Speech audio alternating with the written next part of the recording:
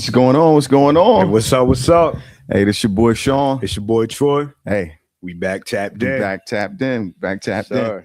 So we appreciate you guys. As always, like, comment, share, Facebook, Instagram, YouTube, TikTok. If you're catching us here live, comment on the show. Let us know your thoughts, what your point of view is. If you agree, disagree, we welcome it, please. Hey, we welcome it. We want you to be a part of the conversation. So, as always, we appreciate you guys and your support. All the likes and shares and views that we've been getting a little bit of traction. So all of that's good. So we appreciate it. We appreciate y'all absolutely dearly. All right, man. So what's going on? Before we start, man, I gotta send a shout out, man. I gotta send a special shout out, man, to my better half, man. Look, she received a huge award this week, man. Just for doing what she loved to do. Was it professional behavior specialist of the year? Yeah. So big up, man. Salute you, Queen. Big up, Miss Bailey. Yeah, salute you, Queen. Hey, we salute you and appreciate all you're doing for kids in our communities, man. That's it. Raising up, help raise up young future leaders, helping them navigate through this world, giving them the tools and things they need to be successful. So we appreciate you. Oh yeah, appreciate you. No doubt. So man, there's a lot of basketball going on right now, man. A whole lot of hooping, man, and I'm missing half of it. You missed half of it. Yeah. Yeah. No, last week it was pretty good, man. This year's crop of NBA potentials, but NCAA players, the freshmen. That's where it's at, huh? It's one, to me, it seems like one of those 90. What was that? 98 with Carmelo and LeBron. Okay, yeah. Their draft. Yeah. This draft reminds me of that draft. It could be that deep. And it's mostly sophomore. I mean, not sophomore. It's mostly freshmen. And it's, some guys was on the radar. They knew they was good. Some guys not so much on the radar, but they've been showing out. So I'm pretty excited about it. I've been trying to. I thought about going last week to I think it's a Field of 32. They had them up in Philly. Okay. So I was thinking about going up there, but the last time I went, man, they didn't have it. They didn't have it split into sessions. Oh, okay. Like you could go and you could be able to watch all 4 games. Right. Now they got it. You got the first section. Select your game. Yeah. First session was 2 games, and then second session was 2 games. And I was like, man, I don't know. I don't feel like going up there to do that. Right. So you can get it all in one ball. That'd be a whole different thing. Yeah. But I do got my eye on some tickets because they for Sweet 16 they in DC. Oh, okay. So like tomorrow night I had to use my little AI chat GPT tell me, hey, what's the best time for me to look for these tickets? What's the game plan? Gave me a nice little game plan. I was like, okay, well, that's what we're gonna do. We're gonna start watching with it, huh? Yeah, we're gonna start watching these tickets and see what happened. because you figure we so close. I only need 2 hours to get there. Oh yeah. So you think if they have these bulk buyers buy all these tickets and closer it get to the game. Right, they a little more antsy. They ready off. Yeah, it's crazy because I did that one time at a Sixers game. I had got tickets for, I think it was just me and my son that went to that game, and we was up in the higher section, and like the game hadn't even started yet, and I was like, yo, man, it's not a lot of people down here. So I went on the app, man. I got tickets like right behind where they come in and out of the tunnel for $40. Wow. Man, so, I salute you too, man. You know what? Because I got that exact same story, man. I mean, all the way up until the point of ordering the ticket. I say, man, you know what? Those seats been empty for a long time. And so you just went at the Sixers game. So I had my daughter with me too. So we go sit down in the seats. I'm talking about, man, it might have been third quarter. And then young man said, hey, Dad, they're in our seat. You like, but I had a seat I'd already paid for. But Man, I got 3 Would you quarters. just scoot over? You couldn't just scoot over? Nah, man. Little boy kind of called me out. I said, let me go back to the people he come embarrassed you. Oh yeah, Embarrassed I want to you. make sure people ain't come back. So can we check your ticket? But yeah, That's it was crazy. wide open. Wow. I know I've done that. It wasn't the last couple of times, but back in the day when we used to go up to the games all the time. And because they weren't really that tight on security. Now they're a little bit more tighter. Like when you go into that lower level. Mm-hmm. Yeah, I mean, let me see your ticket. Yeah, oh yeah, they all you back. Yeah. Yeah, they on. But so we'll see how it plays out. And it actually ends up being his birthday this weekend. Nice. The 29th. So yeah, man, it's crazy. I mean, to have a 21-year-old and soon to be 19-year-old. Yeah, I mean, but wow, man. But also got 6-year-old to keep me young, right?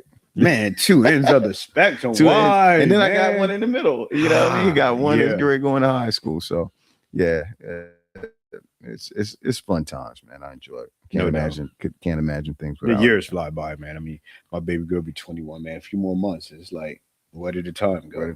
Yeah. Well, that's what's up. So speaking of families, it starts with the matriarch of the family. Yeah. And you always got to protect her. That's it. Right. So you had sent me a video, man, where the guy that I guess it was outside of a store, somebody tried to grab the wife's purse, her and the assailant get into a scuffle, and the guy just standing on the sidelines, man. Dude got spectator sport. He got stuck, man. Like, I mean, and the guy that was trying to grab a pocketbook, he actually was getting physical. I mean, he was getting physical, like, yo, back up. And he was stuck and he was looking.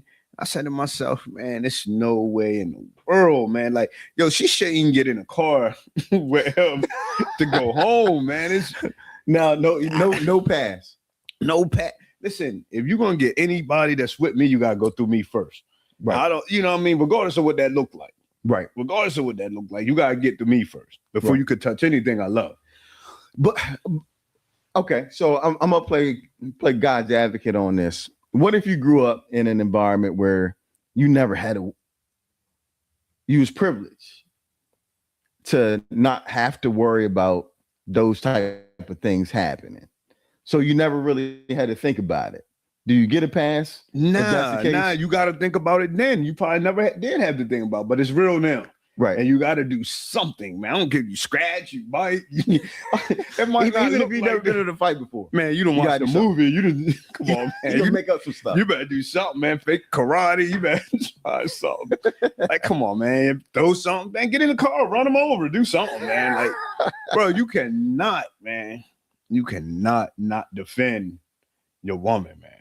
Right. So, go ahead. Okay.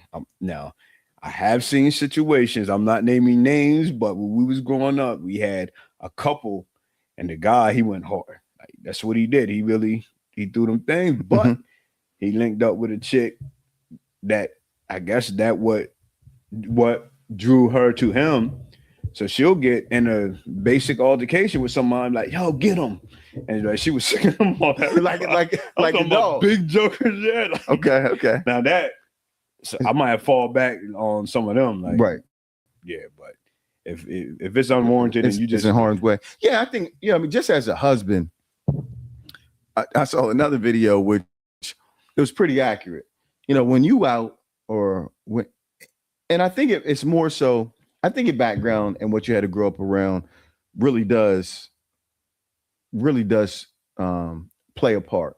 Yeah. The things that you've experienced as you were a young adult or even as you were a kid, if you've had to defend yourself before, or, you've been around places where the energy was high, right? And you just alert, like when you grow up in that environment, you can almost be in a place and kind of sense it coming, right? And so we have this radar. When I say we, like me and you, when I go to any place, I'm looking. Oh yeah. I'm looking even to where I sit when I'm in a restaurant. Oh, yeah, absolutely. Yeah. Right. Because I want to see I need to be able to see where all the major traffic is coming from. Right. I don't want my back. Need to know how to get I don't want my back to be, to the door. I want to be able to see who coming in, who coming out. I'm constantly scoping, even in an outdoor environment. You just you're looking for that energy. You're looking for, things that you might need to be avoiding. So that's to me, that's an instinct, but I learned that. But that's true. That's so true. I'm not disagreeing, Right. but it's something about instinct, man. I mean, it's been times I done had strange pit bulls come in my yard. I'm not, I ain't never dealt. Well, I have dealt with them, but at the same time, not these somebody else's. But before you get my family getting out the car, I gotta instinctively just approach. 4 o'clock in the morning, you start hearing that your lights come on, you hear stuff outside. You can't send your girl to the door, man. I mean, you just got to be an instinct. I'm just as scared. I mean, I'm shaking too, but so you ain't a believer in a fight or flight, because that's the real response. It's a fight or flight. If it's you by yourself, get up out of there. But you can't get up out of there, man. You can't leave your wife in there. No, this is what I tell my wife, man. I tell her this all the time, and I pray to God nothing like this ever happens. But if we are in a situation like that, especially if you come, if you're in my house or something like that, let me handle the threat. But get up out of there. I don't need you in there. Oh, Troy, what's going on? Or try to help. Like, that's gonna distract me even more. Right. Like this, because now I'm thinking, I'm trying not to get hurt, and I'm trying to make sure you don't get hurt either. Right. Because like the last thing I'm trying to have happen. If somebody got to walk up out of here, it need to be you, right? Right. I can, I can deal with the rest of it, right? But if we get in an altercation, and I'm the one that end up I don't know how. I don't know how to process how you can even live with that, right? That's why, by all means, you're going to protect your family, and I think all men, man, should just have that mindset. And it might not always end that way, but at least you gave it. I try. He might have jumped in and got knocked out.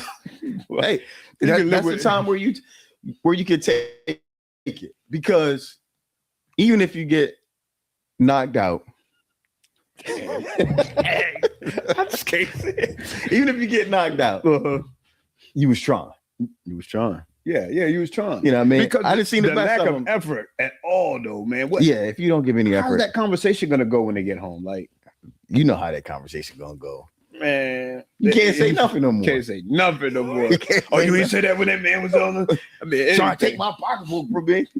And when you sitting there all scared, you done lost all your authority, man. Every single ounce of respect. Yeah, I don't know how you bounce back from that, man. Yeah, I wonder how the ladies feel about that though. How would y'all respond in that situation? Like, what would the ride home look like? I'll be honest with you, man. I don't know how. I don't know what that ride home would. Yeah, what kind of please can you cop? You can't. Oh, baby, I was gonna do something, but you know how women wives can be. They might not even say a word to you. That's gonna cut even worse. You driving, right? You driving, and you can feel it. You can feel it. You can feel the burning a hole right through you, waiting for you to say something. Not gonna let you cop out of it. Like, you know why I'm staring at you. You know exactly why I'm staring at you. So what you gotta say? Man, I can't imagine that, boy. I don't know. Man, that's rough. I don't know. You know what I mean? But this just for the fellas. If you're in that situation, you at least gotta pinch you, man. Something. Yeah, you got pinch her, man. Something. You gotta do something. You gotta do something, man. That's wild, man. But man, you know what? That leads me to another thing that we had shared was the presence of a father, right? Mm-hmm. And in that instance, your presence there should give your wife some type of security, right? Mm-hmm. And that's kind of where we're speaking at, where we're saying, okay, she expects if something like that happens, mm-hmm. that even if it's a couple people and I can't get everybody, I'm going to do everything I can to make sure she is safe and can get out of there. Yeah. And, so in this scenario, the young girl would ask the question, well, what did your father ever do for you? Mm-hmm. Do for you? And she was like, I don't know. And this was a present father that was in the house, right? Right. And she was like, he wasn't as verbal. He didn't give her as much, I guess, game, Mm-hmm. like verbal or thought process stuff, but he was there to provide or whatever. So the guy was asking the question. He was like, well, he said, if you ever thought if something happened to you, you thought your dad would be there? She was like, yeah. Like, almost like, what do you mean? Why you ask me that question? And then he was like, went on to say, so you always felt like you was protected. Right. Was like, yeah. Mm-hmm. And he was like, do you realize that there's some women that grow up with a father who's not present and they don't have that same sense of being protected? Yeah, that changed her whole everything. It changed her whole everything. But even went even farther to say, you don't know the things that by him just having a presence in your life and being there with you, you don't know the things that protected you from, because the access to you wasn't as easy, because there's a man here that you got to go through to get to. He diverted a lot of jokers coming with game, or if they know you got a present father in the home, they're not just going to walk up. We used to live in communities where you can walk up to somebody's house or you can be in front of that. They're not going to do that when her dad home. Right. He's never had to say a word, but them knowing that he's there. That's the advantage of having a father present. You know what I mean? Right. And even in the case where a guy is respectable, if he was going to go over to a house and he knew it was just a mom there, he can try to almost sweet talk the mom too. Kind of run game on the mom. Kind of pacify her, or I'm not gonna say pacify her, but get on her good side so that he can get a little bit more access to what she really want to give. But in that same instance, if there's a father in the house, you can't sweet talk him. And they call it, a dad's gonna call it out the way they say it. I mean, I grew up with sisters, and I have that plenty of times. Guys come over, they talking, mom, he ha, oh, he's such a nice guy. My dad listening to him, and that night he said, nah, this joker, man, he ain't right, this, that, and the third. Right. Pretty much read him from the conversation that he didn't even get involved in. He just listening and watching how he move and said, nah. You know what I mean? Nah, this ain't. Yeah.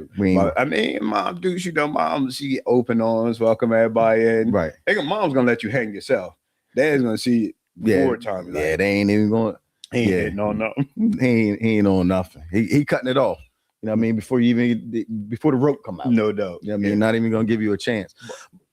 Go ahead. I was going to say, even with that though, even on a different level, when I was growing up, my dad, he used to work really late nights on one of his shifts. And he probably wouldn't get home till about maybe 1, 2 in the morning sometimes for the shift that he was working. And my brother and I, we shared, you know what I mean, a room, but we were young, and where we was at, it was like not the best of areas. Mm-hmm.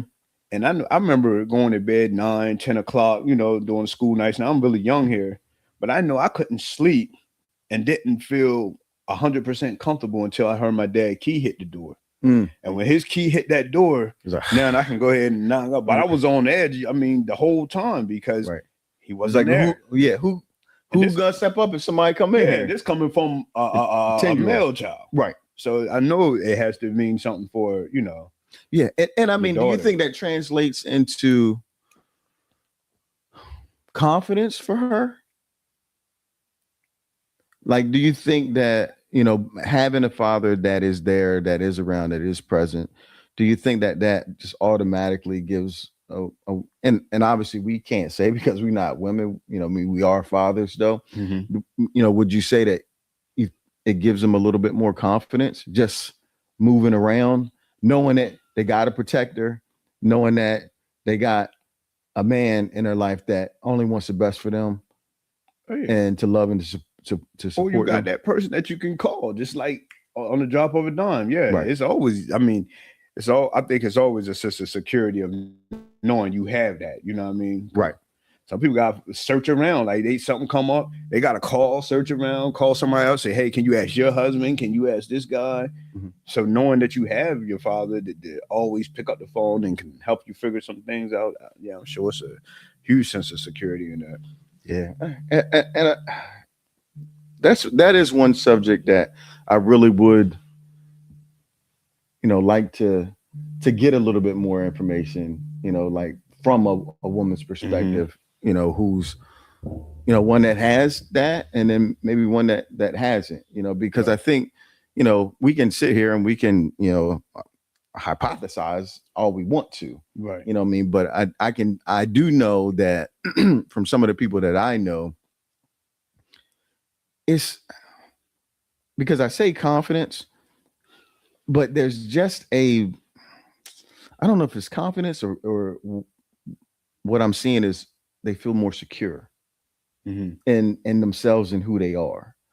And I think a lot of times fathers don't give themselves enough credit because there's sometimes things that they may not be able to do. They might not be able to provide all the things that, that they want, or be able to do the things that they want at the time that they want to do it. But just your presence and being there, being engaged, caring about what they care about, like that's really the important thing. And affirming her, what I mean, just giving her those positive affirmations. Watched a movie on that not too long ago, and the guy, man, he could not get right, man. I mean, he kept spending time incarcerated and things, and the little girl never gave up on him. And man, just him calling her. I mean, their lives was falling apart. Rent due, getting evicted, mom losing the car, and he couldn't pull it together. But every night when he called his daughter, she didn't see none of that. All she wanted to hear her dad's voice, and he said, call her, his little angel, whatnot. And man, she smiled like none of the other problems existed. Yeah. And I was like, wow, that's powerful. Just him showing up, like, to make that call. Yeah. And that translates to even now, like even with my oldest daughter, if she, have a test or something like that, and it doesn't go the way that she wants it to go, because we all have tests sometimes and they don't go the way we want them to go. It's just, I think it's important for me to let her know that doesn't define how smart you are as a person and your value as a person. And, I think, and I know her mom does the same thing, but it also, in doing that, because I know you do the same thing too, it also shapes what they look for and what they're attracted to. Right. Because if and during those times when they might be doubting themselves or might feel insecure, and you're the one who is there to reaffirm, who they are, how valuable they are, how smart they are, how loved they are. It's like that puts the battery in their pack to be able to shake it off and keep going. I like what the last comment that was just made on the page, man. About, I can't see too good. It says not the one about not having a father figure will make a woman either super soft, gullible, or make her very hard, masculine. Almost her own protector. Yeah, and that hard and masculine thing. So a lot of times you see women not for that comment. You see a lot of women not being able to operate in there, what they call that soft girl era. But that's something that was embedded in them from having to be their own protector and have to maybe protect their younger siblings and things like that. So they was forced into a role that they really weren't supposed to play. And now it's hard to come out of that, even as an adult or even as someone in a relationship. Right. Because you hear that a lot, You do. And that's interesting because as a man, when you do encounter a woman like that, so let's just say you dating, I think that's why it's even more important to really have those hard and tough conversations, and be open to the things that shape their lives. Because a lot of times, not even a lot of times, I'd say 90% of the times, the things that people struggle with the most as adults are the things that probably happen in like the first 10 years of their life. Oh yeah, it started in their childhood. Yeah. It started in their childhood, and they're study trying to make decisions and affirmations to not be or feel that way that they did when they were an adolescent. Right. Or try to unfeel it, try to do some things that just unravel it, but you never can go back to that point. Right. Yeah, and it's important to be able to just have the tools to be able to navigate through that.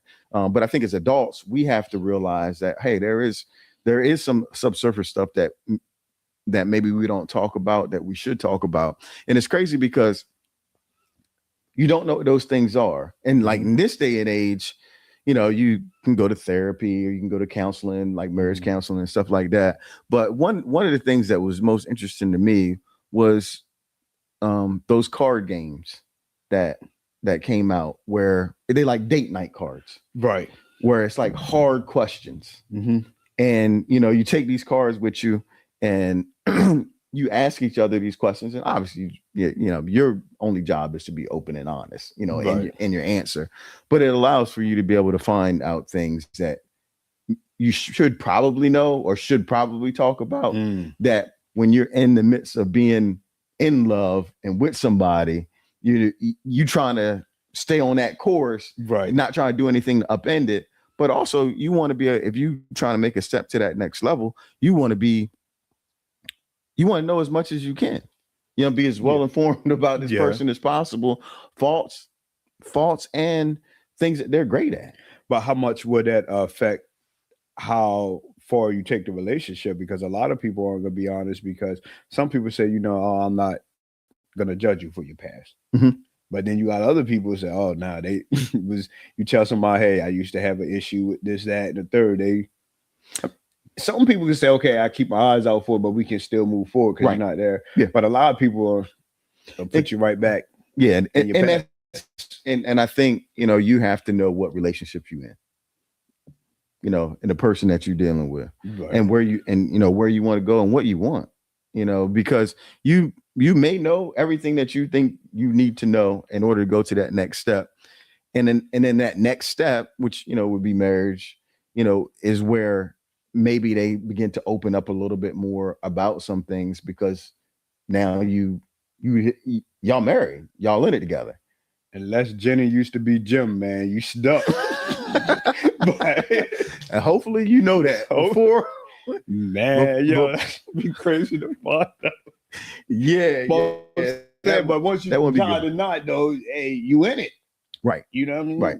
That's, that's how it's supposed to be looked at. Like, hey, we're doing this, we're in it for the long haul. But it's just like individuals. I mean, there's no right way, to go about it. But I think the more that you have the tough conversations earlier, the better it is down the road. I don't know why we're going here, man, but I talked to a guy the other night, man, and he was saying he's single. Man, he's getting up there, probably around my age, about around 50. He probably around 50 years old. Anyway, he's dating, and he come on, you sound great father almost. But he's dating. I could help that one. He's dating, and he found someone that he really thinks he's interested in. They've been going for some time. He didn't give me a timeline, but some time. But he was like, man, at our age, she still want me to say boyfriend or girlfriend or put a title on it. And he's like, man, you know what? If I'm giving you my time, if we making plans and all that, it is what it is. He's like, he think it's juvenile to be, to put them titles and things like that on. I was like, I don't know. I've been married so long. I don't know how that go, but is it an age limit to being boyfriend and girlfriend, or? I mean, I think when you get older, again, we both not in that scenario, but like if I was there, I couldn't imagine being that age and being in a serious relationship with somebody, and we just gonna stay at this place. I mean, at some point in time, you got to make adult decisions, do adult things, right? And it's just a commitment. I mean, either verbal commitment, just saying we locked in. Nah, I think as you get older, I think when you're young, you marry for love. No, I'm talking about the in between, though. I'm not talking about the marriage. I'm talking about that dating portion of it in there. Is it a title on it nowadays? Like, are you exclusive? Like, oh, do we go together, or is that juvenile to even put those titles I've heard on it? Professional spaces where people are reference to their significant significant other as their partner. Okay. Right. Yeah. So like, this is my, that can get a little, you know what I mean? Yeah, right. Because most time when I hear that, right. But yeah, Right. Yeah, that can be, but I think there's got to be some kind of commitment. There's got to be some kind of commitment that's been established. And if you commit it, it's like, okay, yeah, we do go together. We are okay. So we still go together. You go, okay. Yeah. Like, so if it's not that, then what we doing? Right. Or we exclusive. Yeah, but it has to be a conversation. It's we have to be lock it in. Yeah, we got to be locked in. It's exclusive. Like I'm locked in with you right now. There's no other outside influence. Leaving it open like that, that's an escape route. It is. Okay. It is. Because I mean, then you can keep it player and be like, well, you know what I mean, we never really committed. Yeah. Like, but bro, the way he was saying it, like, yo, pretty much she got me. Like, and he had the front in front of me. Like, he's saying, yo, I'm with her. Like, we. Yeah, so just make plans around it. Just say, hey, we're exclusive. But that's irritating him. He's like, man, yo. He might not just like the word, you know, but you find a way, whatever terminology you use, you gotta let it know what it is. To be able to verbalize, it's just me and you. You're right. Because then you know how far to go in a relationship, how much to give of yourself. I mean, it makes sense to me. It is. I mean, if you want somebody to commit to you, why not commit to them? Thanks. You know, you might not be committed. Now, that takes me to not even something that we had on the board. Mm-hmm. I think I shared it with you earlier on today. And the woman was like, this is for my brothers. And she wanted to know, what is it that, I don't know if she said married men, but committed men in a relationship, what do they do to not be tempted by other women? I'm gonna answer that question, man. I'm gonna answer it, man, against my better judgment, man. But tell a woman what they want to do. You don't do anything, man. You gotta be above temptation, but you don't do anything. It's just like saying, I'm on a diet and I'm refraining from eating so much. If that commercial come on TV, when that burger that you used to grow, you still want to be tempted, or you want to look at it and say, but you know, look, this is not good for me at all. This is not my. You know, That's not what I'm supposed to be doing and partaking in. And you use some self-control. Mm-hmm. But it's not too much you can do to avoid the temptation. Yeah. I mean, because that's what temptation is. I mean, it's there, and it's just like you got to have in your mind and your moral compass and who you are. Like, that's just something I'm not going to do. Right. You know, and I'm not going to indulge in it. I'm not going to entertain it, because like, I think a lot of times, what happens is, I think sometimes you might want to try to be too friendly in a situation when you really shouldn't be, right? Like, you locked in with this, you not locked in, you married to this person here. This is the person that you chose to be with. And so somebody new presenting themselves, and you can pick up the vibes. You know what that high mean, or that question that's asked in the line or something like that. Extra. Yeah, little extra. And it's just like, you answer it with as least amount of words as possible. And you don't even make it seem like you know what I mean? You let it be known that you're not available. Mm-hmm. You don't even have to say you're not available. It's, I think, the energy that you give off. Oh yeah. It kind of cuts it. It cuts it off. It cuts it off. Yeah. You know what I mean? So it's not nothing a woman per se can do to make you feel or make you act that way. That has to be something that's made up in your own mind. Certainly. But we talked about it a little bit last week. And I think we're getting back on this along the same lines, but sometimes changing your circle though. Like, if you have unmarried friends, I mean, they hunting. Right. You know they're going hunting. You don't jump in the vehicle with them to go hunting. Like, come on, like, some stuff just common sense. And then you have to limit the things you watch and the things you look at. Because I mean, you know, we believe in spirits and things. You know what I mean? That can attach themselves to you. And if you constantly put yourself in those areas, you're gonna get tempted. Yeah. They say you sit at a barbershop long enough, you're gonna get a cut, right? Right. Yeah. Yeah, for sure. So it's really about protecting what you value. No doubt. That's back to protecting again, man. Mm-hmm. You know what I mean? Yeah, shut it down, man. He ha ha, all that. Nah, man. And yeah, you know if you said too much, if you said, if you said not enough, it's just either you tasted it or you didn't. That's it. Right. That's it. That's it. Yeah, that's it. So hopefully, hopefully they'll find that clip, out in the algorithm somewhere, and that'll answer a question for her. So, man, this is good, man. I really wanted to talk about this, man. So I was watching this video, and I seen they was clowning these young guys, man. Probably want to say preteen, might have been 11, 12, 13. They call them the YNs, whatever age they was at. And they said the YNs done joined ballet class, and they had them showing them, doing ballet or whatnot. And I had to take a step back because at first I had a negative thought. I'm like, yo, these cats. And then I said, you know what? And I'm gonna ask you this question. Like, I say, man, that maybe that's stunting their growth. If if this if one of them was my niece or my nephew or something like that, and that's really what he showed interest in. My very first thought would have been like, boy, why you want to do that? Right. So do you think that the lack of open-mindedness in our culture and community can destroy dreams? Yeah, absolutely. And I think it comes from a place of insecurity, being insecure, because there's certain things that you might see, but then there's other things that are just natural interests that they might have. Right. So it could be ballet, it could be them wanting to do hair. My mom was a cosmetologist. I grew up watching her do hair. I ended up cutting hair. And honestly, I don't know where that it developed at, but it was like, nah, I don't want to do hair. That's what women do. You know what I mean? Like that. Right. I don't know how that thought got in my mind. You could have been one of the greats, man. I could have been.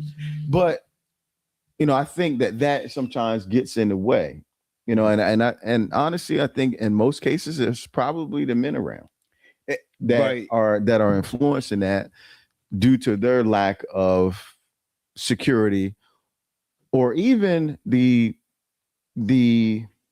thought that what they're doing is a reflection of them. Right. But on the flip side, so we love entertainment, man. We go out, we go to plays, we go to musicals and things like that. Well, a lot of those musicals, they have like scenes where they're doing the ballet dancing, and you have the guys up there. Some of them guys, they in shape, they muscular, they throwing people up. They had to start somewhere. Right. So that was some young person's dream that was able to breathe, where it would have got stifled in certain spots because of, like you said, our own insecurities or what we perceive as tough. Your neighbor come home and say, hey, yeah, my son, man, he made the Pee-wee team. And you're like, oh yeah, my son doing ballet. See, we again, that's our insecurity. That's our insecurity. Because like our job is to, help them navigate through that, but also parent. Yeah. Right. So there's other conversations that need to be had around that. Yeah. Decision. Why do you love the footwork? Do you love because if you talk to them and pull it out, I'm going to understand why they're interested. Some mom will say, hey, that's where the honey's at. That's what you're gonna respect it. Like, right. And you never know how that's gonna go. But I think that is very hard for most men to do. Right. Because it like I said, it comes from a place of them being insecure about something. Yeah. And and then feeling like it's a reflection of them, or it's something that they did. But it's like that has nothing to do with what dream this child has. Because we all individual, all our own individual person, and God gifts us with our own individual talent. That's exactly what I was going to say. If this thing, if a young man wanted to pick up a needle and start to sew and all that, and in the younger years, you don't respect that craft. But then when you get older, you get into fashion and all that, and you realize Virgil, you know what I mean? Now he's one of the top designers, yep. this, that, and the third. Like, we had to start somewhere. So yep. And like the fedora hats. I mean, if you look on Instagram, it's mostly guys that's making those hats. Making them. You got to know how to. Yeah, you gotta be able to know how to put it together. Some of them got knit, some of them do all that. I mean, they're crafts. But I think when you put attached genders to those crafts, it can confuse. It can. Because it's the same way what you said about the ballet. It could be the guy that want to do hair. Like, he might just want, you know what I mean, be around women. Zohan. Was it? I mean, he be Mr. Steal Your Girl. Yeah. You know, oh, I'm going to get my hair done. Yeah, I mean, as a man, it's like, oh, okay, girl, good. You know what I mean, go get your hair done. Send him right to the wolf. Good. Yeah. Wolf in sheep clothing, boy. Yeah. But the things that we don't understand, man, we always, you know, sometimes, just like you said, it's been having a closed mind. Mm-hmm. We do have to open our minds up, especially now, man, when there's so much opportunity and people have access to information. So if it piques your interest and you get the information and you run with it, it's like, okay, we would have shut it down back in the day because I didn't even know who to go talk to about a ballet class. Right. Now, it might have been something they stole on or anything. Man, you know what's crazy? As I just now thought about it, when my daughter was doing ballet, it was a guy whose son was taking ballet with him. And sometime the mom would be in there, sometime the dad would be in there. You know, taking them to the ballet classes. And so, you know, again, you know, it's hard.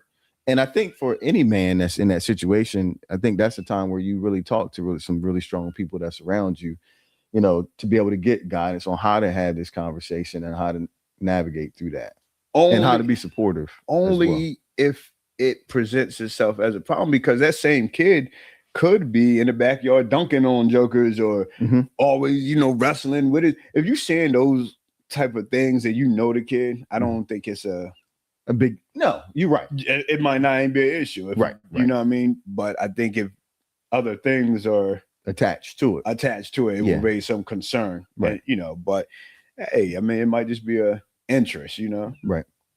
Yeah. I mean, and there's no right way to, you know, to have a conversation, you know, as far as that goes. It's like, you got to realize you got to be a parent. You know, we talked about it last week of, you don't get a second chance sometimes to make a decision. You got to make the best decision that you can with the tools and the information that you got. And you have to, you know, trust in that you're guiding this person, because even though they are kids, you know, they are people. They're individual people. Exactly. You know, with their own thoughts, their own dreams, their own desires. And, you know, we've got to be careful with the way that we interact with that, you know, and parent, you know, because there's a difference between being a parent and a friend. Sometimes those parent conversations aren't, you know, they aren't warm and fuzzy. You know, they can be direct. They can be, they can be more protective and guiding, but also being done in love, you know, to where, hey, I'm not mad, you know what I mean? I'm not mad, but this is what I see. And this is, we're gonna do this because of this, or no, we're not going to do this because these are the things that I'm seeing right now. And my job is to guide and protect you. Exactly. Yep. It's that same, it's no different than the conversation that happened in the barbershop where they were saying the things about your sons and he was like, no, you know, they not going to be that. Right. You know, and you could have very well been like, yo, that sound dope. That sound cool. Yeah. They probably are going to be like, it's like, no, we're not doing that. That's right. Because that's your instinct as a parent. Yeah. It's to protect. Right. That's it. Because if you don't do it at that point in time, who knows what they end up being. Right. Yeah. And this last thing I'm going to say, man, we definitely can move on. But those young guys I was looking at, and the reason I stepped back, I said, okay, in that, I'm sure in that class they're getting some structure. I'm sure, you know what I mean?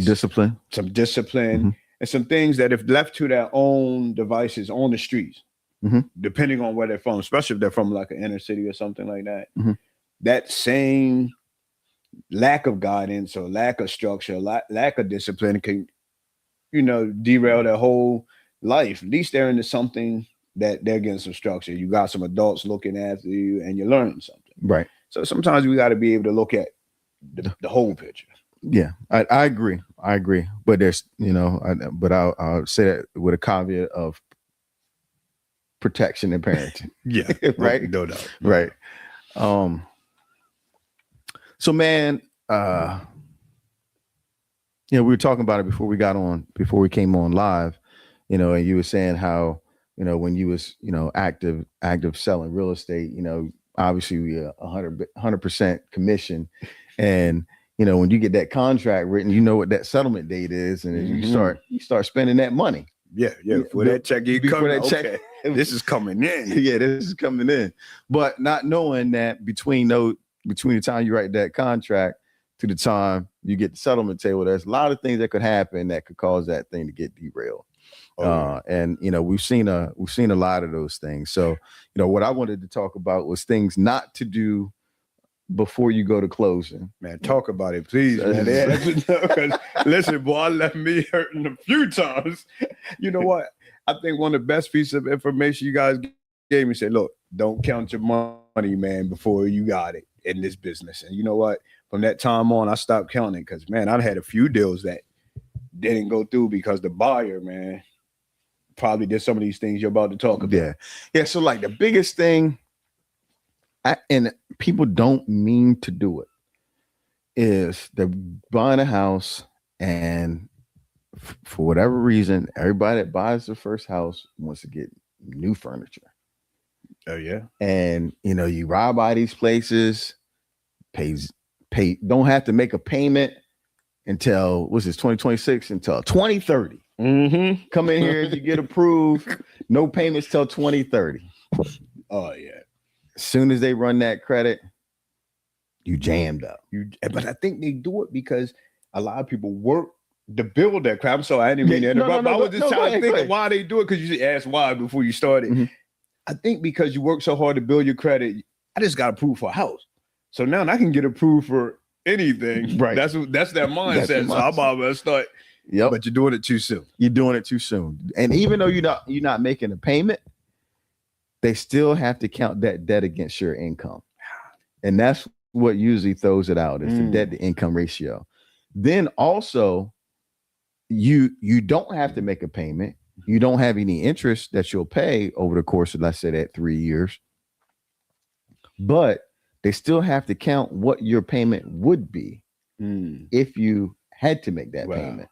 You know, so even though there's no payment being made, they still have to say, okay, well, when they do start making this payment, if they don't pay it off in these 3 years, because we don't know if they are or they're not, they're going to be responsible for, let's just say it's this extra $300 a month. Right. Well, that extra $300 a month, you no longer qualify for the house that you got under contract. Man. Right. And then that same thing happens with cars. You know, people get qualified for a house and like, oh, well, you know what I mean? And it always is the car broke down, or, you know, the fix was too expensive. Or, you know, they gave me, you know, 0% for, you know, for the life of the loan because the car was new. And it's like, okay, well, now you got how many $100 car or truck payment that now we got to count against you and you can't purchase it. So like, those are the two biggest things that I've seen people do that cause them not to be able to go through with a transaction. Let me ask you this. Even if you could afford a payment, let's say if the payment fit in your budget, but you had a minimum credit score you had to, you know, maintain. Them inquiries, sometimes I know we're going to buy cars, sometimes they'll shop your credit score, and they kind of throw it through all type of different lenders. And that causes your score to go down. Because usually when you go to a car dealership, they don't run your credit one time. Right. they run it multiple times. They run it through different. They run it through different finance companies. So you might go in there. Now, granted, with cars and buying houses, even though they run it through multiple, They look at it as one. They look at it as one inquiry. But that one inquiry up to so many though. Yeah, it's up to 14. Oh, okay. Yeah.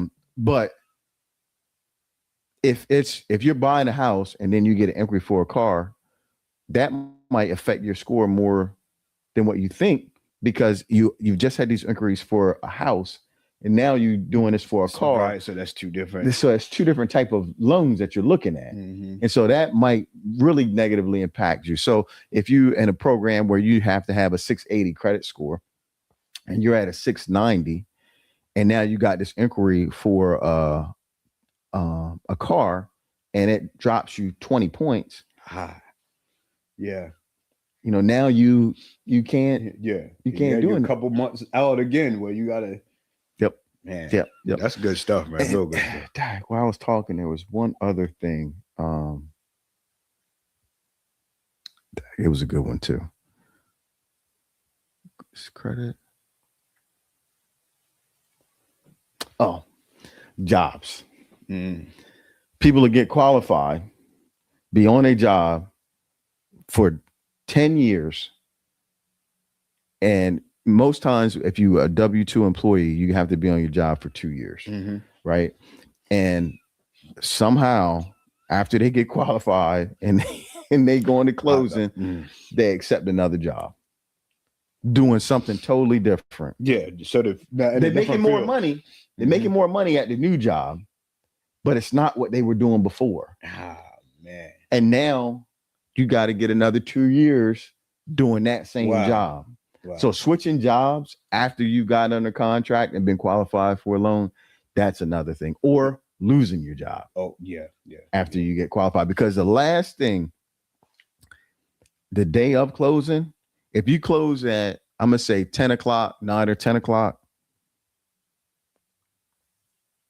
they're going to pull your credit either like 4 or 5 that night before, or they might verify your income one more time, look at your credit one more time before they send the closing documents over at 9 o'clock.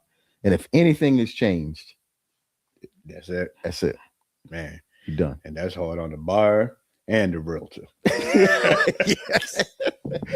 Both realtors. Yeah, and the sides. seller. Oh man, that is never an easy conversation, because what the other thing that most people don't realize is that is the most emotional buy you're ever going to make.